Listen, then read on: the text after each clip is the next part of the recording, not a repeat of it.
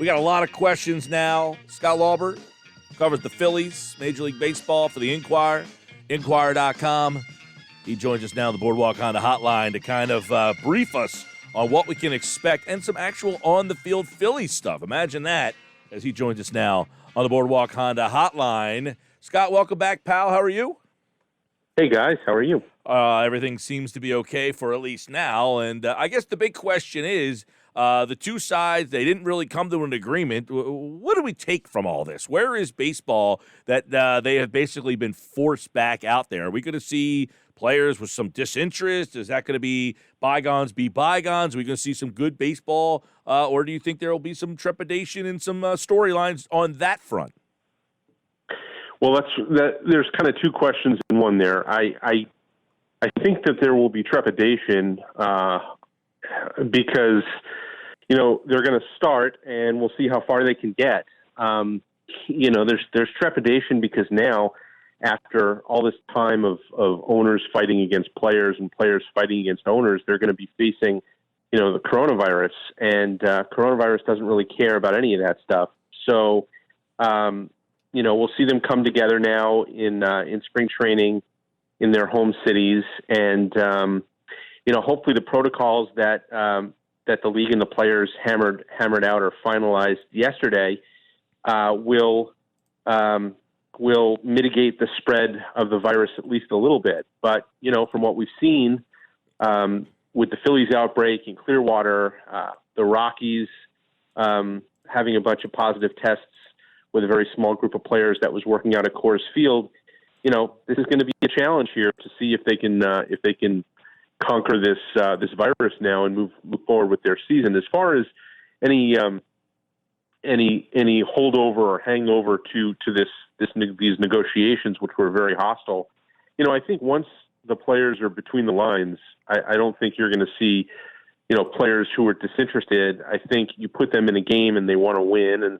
there's a championship to be won at the end of the season if they can make it there, and they all want to do that. But this does not bode well for 16 months from now when they have to negotiate a new CBA. A lot of the problems that arose during this negotiation, which never should have been a reopening of the CBA in the first place, are gonna come back again, and we're going to be talking about baseball and labor a lot during 2021. But I think once they're on the field, they're on the field. The players definitely missed out on some money this year, the extra playoff teams and more. But, hey, they can file for grievance. Do you think that they shot themselves in the foot a little bit? Because the original offer by the owners, that 60-game original offer, they had more money left on the table that they totally they did not think this throughly, in my opinion. They definitely left money on the table. Yeah, they probably did. I think expanded playoffs would have made a lot of sense for everyone, for both sides, and for the sport in general. I think it would have been an exciting new wrinkle. I've come around on that. When I first heard about, 16-team playoffs, I sort of thought, are they becoming the NHL here? Is half the league going to make the playoffs? And the more I've thought about it and talked to people about it, the more I think it's exactly what the sport needs. But, they left that on the table. There were some other things. Ultimately, I think what happened was they realized that they weren't going to get more than 60 games. They realized that if they rejected the 60-game proposal, Manfred was still going to impose 60 games. So either way, they were going to get their 60-game prorated pay. Why not retain the right to file a grievance, which they may or may not win. They probably won't win, but they still will retain that right, and that was important to them. It was valuable to them, and it outweighed whatever excess money they may have left on the table because they kind of wanted to prove a point. It does reek a little bit of, biting off your nose to spite your face, or cutting off your nose to spite your face, but that's the route they wanted to take. Ultimately, they got their 60 games. Players wanted more than 60, but they weren't going to get more. They got what they were going to get, and again, they move forward with the ability to file a grievance. All right, the setup of how this is going to look. On my understanding, 40 in the NL East, 20 in the AL East. That's what the Phillies going to be looking like? That sounds about right. That's kind of what I've heard too, a 40-20 split, which is fine. Now, how those 20 interleague games will be divided up, I'm not entirely sure yet. I think there's a possibility they could play one team more often than the others. It could be like an interleague schedule where you play like a natural rival, let's say 6 times, and then you play 2 other teams 4 times, and then the other 2 teams 3. I guess it would be 3 times to add up to 20. Maybe they do it geographically. Maybe the Phillies end up playing everywhere, home and road. Maybe they only play some places on the road. It would be nice to see, if you're going to go strictly regional travel, it would be nice to see more Baltimore, more New York. If it's for the Yankees, more Boston for the Red Sox. Keep it local rather than have to make an extra trip to Florida or stay in Florida longer. But we'll see how it breaks down. I will say this, NL East, AL East, not an easy schedule.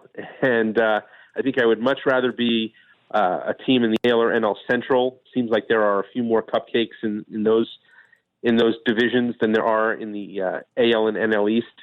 You get the Marlins and the Orioles, but really everybody else, is a really good team to a team that can definitely make a move in a short season. So it's going to be a difficult schedule, no matter how you slice it, and the Phillies will have their work cut out for them. Do you think the Phil's roster is built to succeed with the DH? I do. Not only do they have Bruce, who has a lot of home runs in his career and has been an everyday player pretty much every year of his career, but they have some other guys who could step in. We'll see what their plans are for Alec Bohm. You're going to have an active roster and a taxi squad. I guarantee you he's part of their pool of 60 players that they'll bring to spring training. Whether he's part of the active group or the taxi squad group, I think he should be part of the active group, which would involve adding him to the 40-man roster. I think that's a worthwhile move. I think he could get at bats as a DH and be productive as a right-handed hitting DH. Of a foil for Jay Bruce, who bats from the left side. So I think that they're in actually decent shape, considering they didn't build their team to have a regular DH. But, just a quick glance around the league, I think there are a lot of teams that could make that claim. The Braves, for example, come to mind with, a guy like Marcelo Zuna, who could be their DH, and that would allow them to play, Inciarte and Acuna and Markakis all in the outfield. So, that would be a team that would look at it the same way and say, we're just fine with a regular DH. So the Phillies aren't alone, but I do think they have some quality DH options. Do you think that Bohm would be seen in the field at all? Maybe at first base if Rhys Hoskins is at DH, or is it too soon for Bohm to actually play the field? No, it's possible. I don't know about first base. The majority of his reps, even in spring training, were all at third. They still very much see him as a future third baseman. But, one thing that I think National League fans, Phillies fans, and National League fans in general are going to find out about the DH is that most American League teams have taken a different approach to it in recent years. While you typically think of the DH and you think of, David Ortiz or Edgar Martinez, guys who were full-time DHs, a lot of teams have gone to sort of an approach where they use the DH as kind of a revolving door so that they could get some of their regular players extra rest.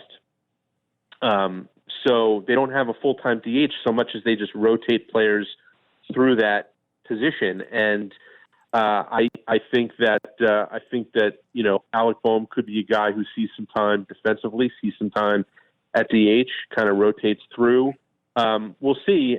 And again, this is all predicated on them putting him on the active roster and making him part of that group. So we'll see how they plan to use him, but they have a number of different ways that they can go. Yeah, that's interesting. We got into a conversation about that in the first hour of, because he is not regarded as a great defensive player, what you just said, the Phillies might be one of the teams that buck that trend and use him just as an everyday DH, or eventually Rhys Hoskins. Like, they seemingly have guys who would fit the role as an everyday DH. But this whole new DH thing, I guess every National League team will approach it differently. Yeah, I mean, you're talking about teams that didn't build their roster with a full-time DH in mind. So I would imagine, without having all 15 National League rosters in front of me, that you're going to see more often than not. They probably will use the DH to kind of rotate players through. But your point about the Phillies is a good one. I mean, Rhys Hoskins might be a future DH. If the DH comes to the National League full time.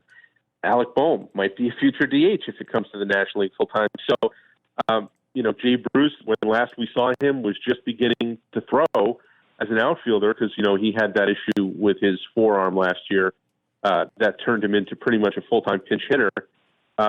So, he's got the look, or at least had the look at the end of spring training part one of a full-time DH. So, yeah, they might have options where they could just say, and they've got a manager who managed in the American League for a lot of years. So they certainly have options where they could say, all right, this guy's going to be our DH, and that's all he's going to do. I know it's going back, and it seems like such a long time ago to go to spring training, Scott. Gene Segura at third base. What were your impressions, team's thoughts on them? You have 60 games. I mean, do they say, hey, we want to see you play there as much as possible to get comfortable, or are they already comfortable that he can handle playing that position? I think for the most part, they're pretty comfortable with it. I had a conversation fairly recently with Larry Boa, and we were talking about a number of things, and I turned the conversation to Segura because I was curious to get his thoughts on, Segura making that move. And he said what I've heard from a lot of other Phillies people, which is, what was, from a physical standpoint, they thought he could do it. If you could play shortstop, you could probably play anywhere. There are obvious differences in the two positions. Third base is much more of a reaction position. Shortstop is much more of an athletic position where you've got to cover more ground in more time. But from a physical standpoint, they were pretty sure he could make the transition. But, when you've been a shortstop for the large majority of your career, I know he had that 1 year at second base, but he's been primarily a shortstop. How do you handle moving off of that position, which is a premier position? It's a position that's looked upon as very, very important in the middle of the diamond. And Boa said, look, Segura from day one came into Joe Girardi's office and he said, Girardi's plan originally was to have Segura and Kingery kind of split the reps, one day at third, one day at second, and sort of see how it all shook out. And Segura came in and said, nope, I want to be your third baseman. And Boa said that sort of opened his eyes a bit and said, okay, not only from a physical standpoint is he prepared to do it, but he's wrapped his head around it. And he said, look, I'm going to accept this, whether it's just for this year or whether it's going forward. I'm ready to become a good third baseman. And that was half the battle, I think, with Segura. So assuming he comes back in the same frame of mind, 3 months have gone by and, you don't know with a shortened season, whether players' objectives are going to change. But, if he comes back in that same frame of mind, accepting his role as a third baseman, I think they feel pretty confident that he can do it.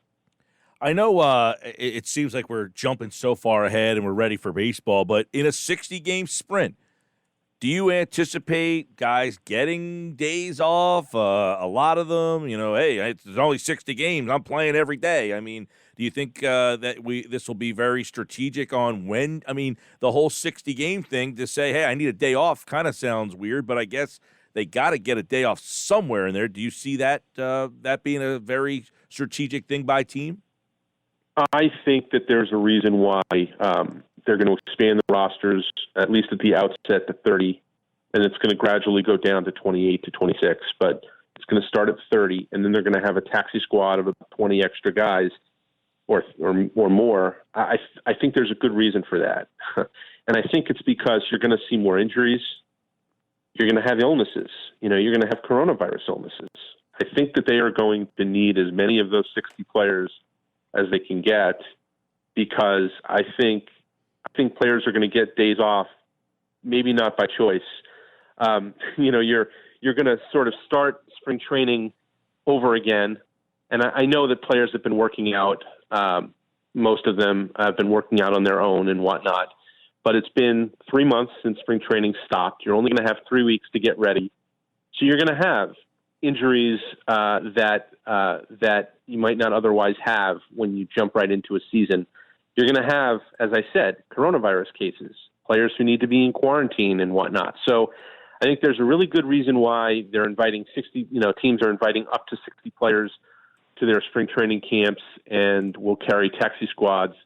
I think they're going to need a lot of those bodies because it's the season's going to take somewhat of a toll because it's just nothing like we've ever seen before. Do you think that it's possible that maybe they shorten the rotation down from 5 starters to 4 starters now that there's only 60 games to maybe get some of their better pitchers, more games, more innings thrown? I don't think so. I think you're still going to see a 5-man rotation. I think you're going to see short starts at the outset. I don't know about, openers. Some teams will use openers and things like that. But I think even, guys who are Aaron Nola types who are starters through and through, they're not going to be able to go out and throw 6, 7, 8 innings right off the bat. So, I think you'll see expanded bullpens. You're certainly going to have, I had a conversation with Brian Price last month, and, he framed it in a way that I hadn't even thought of. He said, they've gone from being concerned about innings, too many innings for some guys, to not enough innings for guys. So I think you're going to see shorter starts. I think you're going to see more bullpen use. I think you're going to see them try to maximize as many arms as they have, going forward. That's why I think depth is going to be very important, especially pitching depth. I take a guy like Spencer Howard. Back in February and March, the Phillies were very concerned about his workload because he only threw 99 innings last year total between the Arizona Fall League and the minor league season, and how are they going to get through a season and have him available to throw meaningful innings late in the year? Well, now that's not going to be an issue. He's going to, now the challenge is, will he throw enough innings this year in order to set him up for 2021? And I think they're going to try to get guys like that on the mound as much as they can to make sure that not just for this year, but going forward, that those guys are taken care of. Scott Lauber covers the Phillies, and, of course, baseball is back. There just some of the things.